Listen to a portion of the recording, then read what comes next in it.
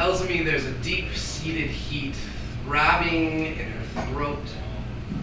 Her voice shakes, like her lips etch tiny wrinkles in the god's cheek, and her face is cold like pillow.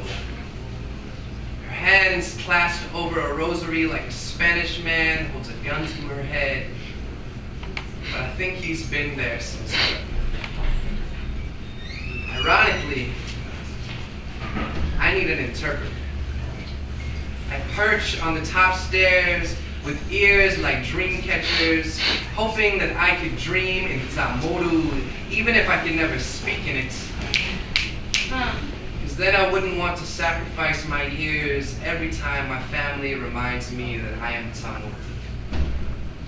Because everything about the way that my family speaks tells me there are volcanoes in our vocal cords. We have windpipes like lava canals that are so bruised in our diaphragms. You see, this is how we keep our history. Yes, we are civilized. We are singing Vesuvius textbooks. When we put our bodies to work, our songs erupt. Cantan Tamorita, the song of our people. We explode with lava lyrics, Pompeii audiences. The spontaneity of our poetry decides what our song covers in ash or protects from our dependency on eruption. This is how we remain fertile. We let our history grow in the rock we bear. Hands made of sheet metal, beating on our bodies of stone, hardened in the only environment fit for my soul. Our poets are full of eruptions, stanza tantrums, birthing indigenous geologists, eager to study the volcanoes within ourselves. So for fun, we play with fire and mold it into the beautiful songs that we call lullaby.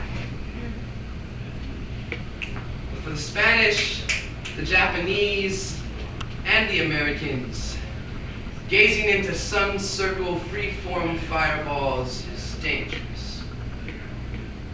So they try to submerge us in this melting pot.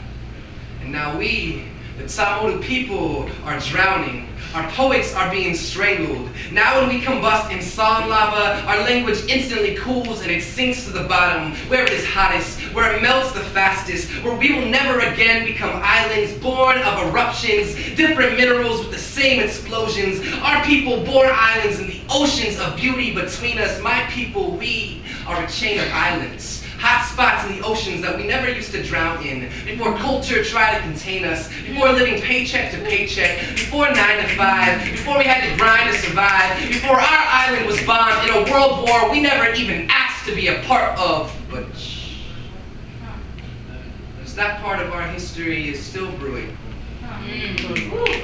And Guam is not ready to talk about that.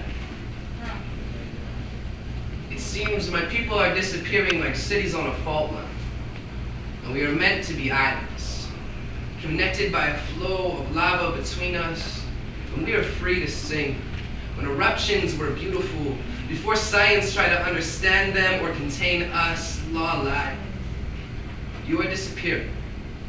And I want to know whose fault this is, because my soul sits on this fault line and I am disappearing too. I want to be connected by this flow of lava between us. I want to feel the deep-seated heat beneath my chin. I want my hands clasped together like a Spanish man holds a gun to my head. Ironic, but at least I wouldn't be dreaming. I want to be able to choke on my native tongue and spit Tsamoru poems that taste like magma. And maybe I would burn, but at least I would know that the fire is there. Mm.